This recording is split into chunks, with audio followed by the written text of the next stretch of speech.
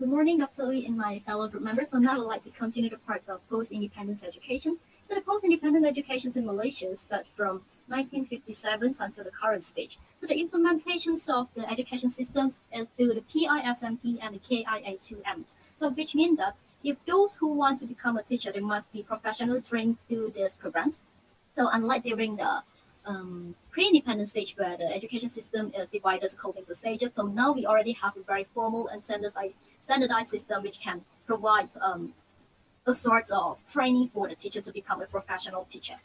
And then as for the purpose of education, so during the post-independent stage, they no longer want to segregate, they no longer want to divide the people, but they want to promote the unity among the people. Because as we all know, Malaysia is a multi-racial and multi-ethnic group, so the ability to live in harmony, to live in tolerance is very important.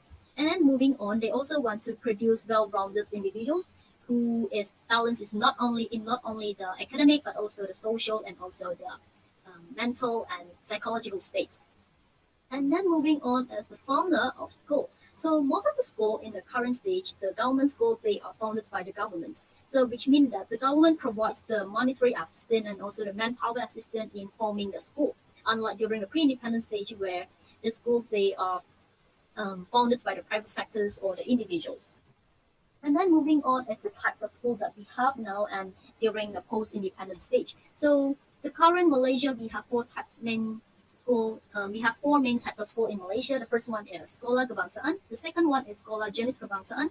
The third one is Sekolah Bestari, which is the smart school. So in a smart school, they integrate the ICT in the teaching and learning and also in their school management. And then the last one is the Sekolah Wawasan. So the aims of the Sekolah Wawasan is mainly to promote unity, integration, tolerance, and understanding among the students through the curriculum and also the curriculums.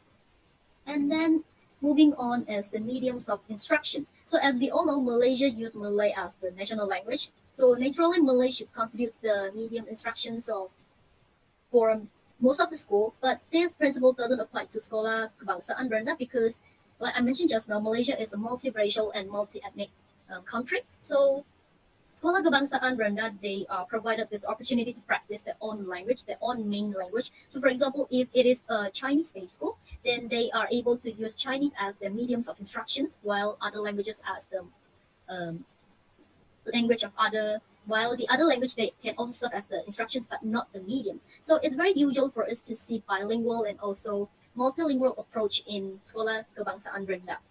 And then moving on is the primary schools. So our government stated that it is compulsory for all the Malaysian children to have access to these primary schools. And then moving on is the secondary school. So now we are very lucky because the secondary school is offered for all types of school, which means all races regarding the Chinese, Mandarin, or Malay, they are provided the chance to have secondary school education. So unlike during the pre-independent stage where it is only offered to English teaching and English learning school. And then moving on is the school curriculums. So now the education system is standardized where we have standardized national examinations such as the TD3, the SPM, and the UPSRs. So these types of standardized examinations is very important because it serves as a benchmark of what deemed as qualified, what deemed as important for the country.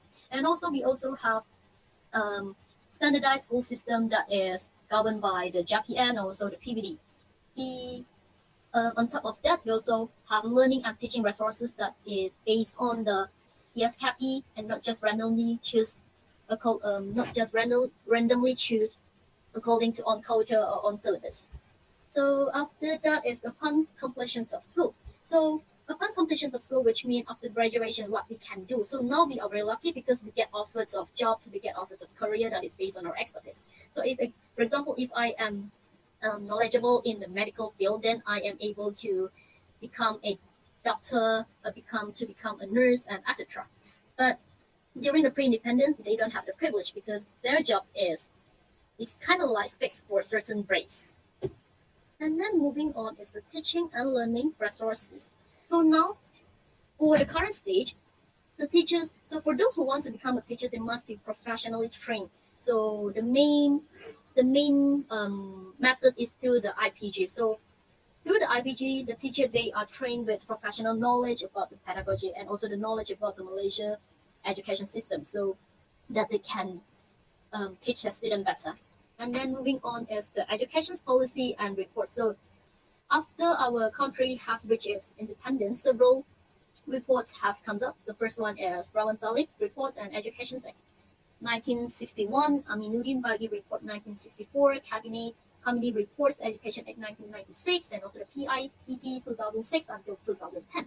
So these 10 reports are very important to not only serve as a guidance for the country education system, but also it is also very important for the development of the country as a whole, because these all reports, they, even though they are education policy and education reports, but they have taken into considerations about the country political, social, and economical concerns. So through these reports, they help the country achieve its global competitiveness and also maintain a sustainable environmental development.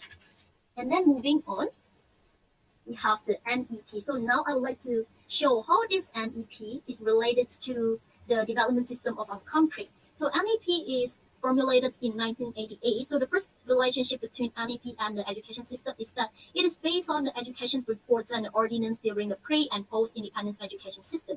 So the reason why this NEP is formulated is because back then in 1988, Malaysia is still a developing country, even though now we are still a developing country. But for a developing country, it's very important that we have a set of value, a set of belief, a set of principles that can govern our education system. And hence, by referring to the education system, the education reports and ordinance during the pre- and post-independence stage, NEP is formulated to guide the country education system. And also, NEP is based on the Malaysia culture and national principles, which is the Rukun Negara. So according to NEP, education is an ongoing effort where we can see through the developments of Malaysia education system. So education system in Malaysia has never stopped, even during the British and Japanese time, where we can see that the Malayan people, who are the ancestor of our of the Malaysians, so they strive to provide education for their people regardless of how hard their life can be. So their commitment is still shown and still continue until today. And also, NEP aims to develop individual potentials in an integrated and holistic manner, which means they want to produce individuals who is well-rounded in not just the academic, but also in other aspects as well. And also, they want to promote unity. So as I mentioned just now, Malaysia is a multiracial country, so it's very important that we can live in harmony and we can live in tolerance. So NEP have to make sure that the education that we receive today, that we teach our students today, has taught them the value of tolerance, the values of togetherness, so that they are not divided, so that they are not blinded by ecocentric values or hatred against one another. So the NEP, the lesson that NEP can tell us through the developments of the education system of Malaysia is that a country wouldn't progress if the people is not united. So the only way is not the only way, one of the best way to have a country progress is through the people unity. And then moving on, NEP also wants to produce Malaysians who are competent, knowledgeable, and with moral standards, so that they can make contributions to the family, society, and the country. So when we look at the developments of the education systems and also the NEP, several insights and analysis in terms of impacts can be drawn. The first one is that NEP serves as a main reference in all education planning and activities. So in other words, it is a guidelines or guidance for it, be it in school or outside the school. So when we carry out school or education related activity, it's very important that the activity reflects the NEP vision, mission, and the values, so that the activities can be beneficial for not only the school but also the country in the long run.